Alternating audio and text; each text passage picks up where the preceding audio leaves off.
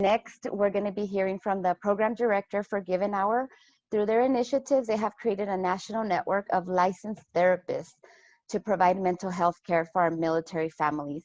Here to tell us more is Miss Katie Civiletto. Hi there. Thank you so much for putting this together. Can you guys hear me okay? Yes. Are you able to see our slides? I can. Awesome. So I'm the program director, I'm the program manager for Given Hour's Reserve Component Program. I work in a lot of different capacities and do a lot of outreach for our military veterans and their loved ones, to include caregivers. So for those of you who are not familiar with Given Hour, let me figure out how to work this slide deck. We offer a few different things. So the first thing that we offer, and the thing that people know of us the most for, is our free mental health services. So Given Hour has a network of licensed mental health professionals across the nation, and those providers have joined us to offer pro bono or no-cost mental health services across the nation by going through our website. So givenhour.org/military is the fastest way, or just givenhour.org. You'll be paired with a provider based on your location, and then how you filter through that list as well. And I'll go over that a little bit later in the presentation. We also work really hard to increase access to care, so increasing the number of providers that are available in our network, a lot of provider recruitment and retention. And then we offer our 5 signs and healthy habits, which is all part of our campaign to change direction. So our campaign to change direction started in 2015. And then we launched in 2017 our Healthy Habits of Emotional Well-Being, and I'll let you guys see those as well. I keep clicking the wrong button. So for Given Hour services, they're available intentionally to a broad audience. So the very first part that we look at is our military and our military community. So we serve all those who have ever served a day in uniform. So for Reserve and National Guard, that means that you don't have to have Title 10 or Title 32 orders. Any moment that you've gone through basic, or if you're in training, you'd be eligible for our services. For our veteran population, we serve all discharge statuses and all service eras. So let me say that again. For discharge statuses, we serve honorable, dishonorable, other than honorable, under honorable conditions, any discharge status, you name it. And then for our loved ones, which touches mostly the ones that are here today. So a loved one is anyone who's a loved one of a service member, veteran, or a veteran, to include extended families, aunts, uncles, girlfriends, boyfriends, fiancés, spouses, those who are and are not DEERS eligible. And that also includes caregivers as well. Most often they're tied even more emotionally to that individual. So you're welcome to access our services that way. You will see on our website, if you go to just generalgivenhour.org, that we have expanded to additional populations. The model has been successful, so we've implemented that into a couple of different ways at this time. You may see our Hospital Heroes program, which covers anyone working in hospital facilities in New York, New Jersey, and Connecticut. Some of them are very area specific or geographically specific, but most of our services are nationwide. So the important part, how do you connect with a Given Hour provider? We have a very small staff for national programming. So there's like 24 of us, I think, full-time and part-time staff, and most of us work nationally. So right now, the easiest way to look at finding a Given Hour provider is to go to givenhour.org. It will ask you to fill out a form that just generates providers from our database. So it'll ask you things like, what's your zip code? How far are you willing to travel? Are you looking for a provider that's a male or a female? Are you looking for a specific type of counseling? So for those of you who've not entered the mental health realm, we have providers that can specialize on pretty much everything. Our providers offer a variety of service. Again, it's going to depend on where you live, on what is available to you, but we have a network of providers that have all sorts of different specialties, including anxiety, depression, grief and loss, substance abuse, TBI. Some of them offer couples counseling, some only offer individuals counseling. It just depends on what's in your area. So the most important thing once you get through that search, and if anyone needs me to show you how to do that, my contact information is on that sheet that they put out, and I'm happy to walk you through that. You let them know that you're calling as a Given Hour client. Many of our providers, probably over half of our providers, have their own private practice, so they won't know you're coming in as a Given Hour client unless you tell them that. So that's going to kind of put off a little alert in their brain not to ask for certain things like your insurance information or how you're going to pay. These services are no cost to you.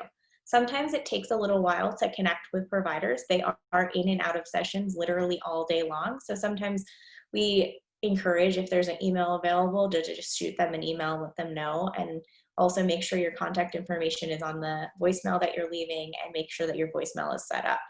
If there's a time where you cannot find a given hour provider using our network, you can always email info@givenhour.org. We do have a referral team there. They will first direct you to the website, so start with the website. But if there's not a provider in your area, they may be able to find one internally and or find another resource that would fit your needs that would be in your area. It just depends on where you live. So what do you expect from us?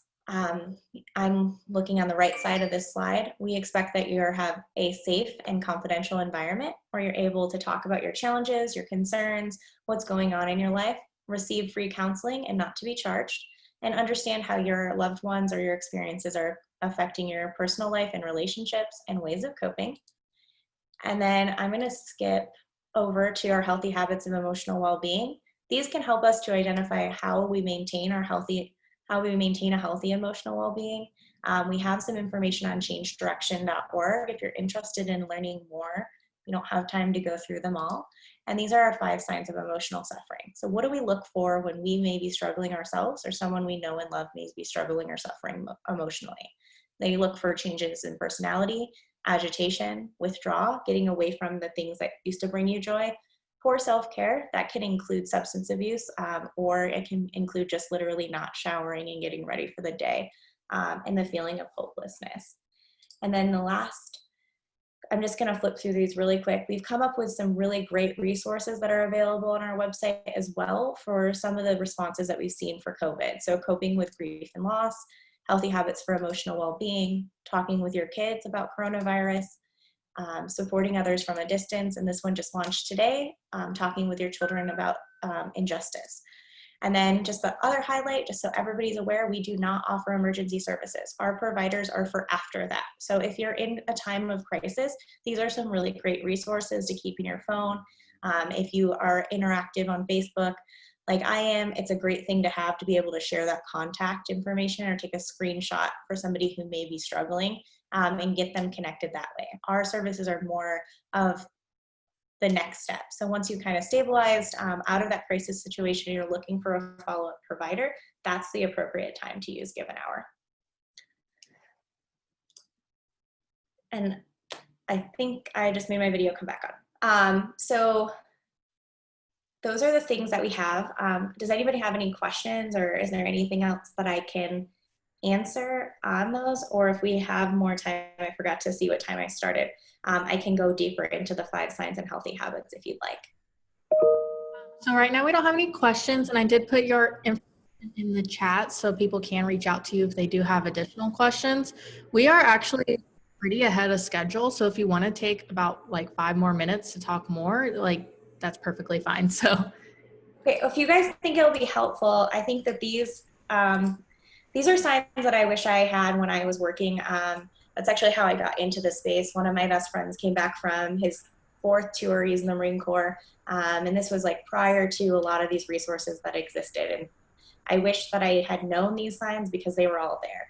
So I'll go to that slide first. I hit on them, pretty quickly, but I can slow down. So for personality change, we want to look at major changes in the way that people are acting. If they're kind of just different, that's a huge indicator. So we hear that a lot for individuals who have either experienced something traumatic, or they've come back from a tour, or their children actually say something that kind of like sets off this light bulb of emotion when they're talking, right?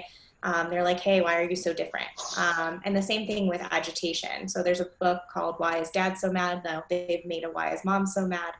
That quick burst of like snapping at children, or snapping at your spouse, or snapping at other people. And that's not true just for service members. These 5 signs are actually internationally used. We don't just use them for our military and veteran work, but we think that they're really important. And so we do use them in our work as well. Withdraw, that's not to be confused with someone who's typically more introverted, right? We want to look for them pulling away from the activities that they once found joy in. Somebody who used to go hiking all the time and now they stay in their house. And amid COVID, it's a little bit more difficult to see. Are you kind of pushing away and withdrawing because you're scared of the virus, or are you pushing away and withdrawing because your emotions are not as clear and crisp, and not to be really kind of confused with that. So taking a look at what you're doing as a protective mechanism amid the virus versus what you're doing just kind of pushing people out. You're not answering phone calls. You're not engaging in those things that you would normally do. So in COVID world, maybe that's a FaceTime call with your family. Maybe that is kind of pushing off emails or different activities or groups that you may have participated in the past, and why? Is it truly because you're scared that you might contact the virus, or you're trying to be cautious to not contact the virus? That's a little bit different than what we would see in the non-COVID world, where it's pretty much more clear whether or not you're withdrawing. So that one's a little more difficult during this time. Poor self-care. For the individual I was referencing at the beginning, he took a shower every day, he got to work, he did all the things, right? But on the other side, he was using drugs, he was abusing alcohol, and he was really not paying attention to himself in the ways that he would have when he was kind of in his active duty status, right? Those weren't things and behaviors that we would typically have seen. And then the feeling of hopelessness. Our hopelessness feelings can be so vast and so broad, it's hard to kind of nail them down. But people may say things that suggest suicidal ideation, like the world may be better off without me. They may say things like, I just don't want to get out of bed. They may say things like, nothing makes me happy anymore. Those are signs. And when we are looking at these signs, we're looking at them in ourselves and in the ones that we know and love. So they're really helpful. They're broad. They don't have to be military people that you're sharing these with, or caregivers that you're sharing these with, or veterans that you're sharing with. They can be your children, and you guys can have some really great conversations around that as well, just leading up to how do we pay attention to those signs. The other side of the coin, and I know I have a minute left, is how do you take care of yourself? What do you do to keep your healthy emotional well-being? So you want to make sure that you're looking at your self-care. You're eating well, you're sleeping well, you're being active. You want to make sure you're checking in. That can be with your family, your friends, your faith-based leader. It can be with a counselor. It can be with anyone. And you're engaging. You're making sure that your relationships that you have and your existing are healthy relationships, and that's how you engage. And finding time to relax. So before, during, and after, especially during times of stress, we want to find the things that we find grounding. That could be yoga, meditation. It could be reading a book, cooking, whatever it is that brings you those moments of joy. You want to go ahead and really clear time for that. And that can be 5 minutes a day, it could be 10 minutes a day, it could be 1 minute a day, and it will help to improve your emotional well-being. And then know those 5 signs, know when to reach out, connect, and inspire hope. All right. So, Perfect. Well, thank you for coming. We did have one question. How many sessions do clients normally get?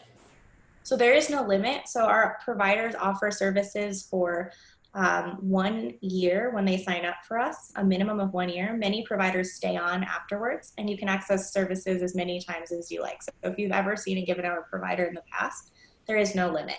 The clinical provider will deem what's clinically appropriate for the reason that you came in. That might be 5 sessions, that might be 20 sessions, that might be a year, it might be 3 years. Just depends on what happens with that. But there's no 12 sessions or anything like that.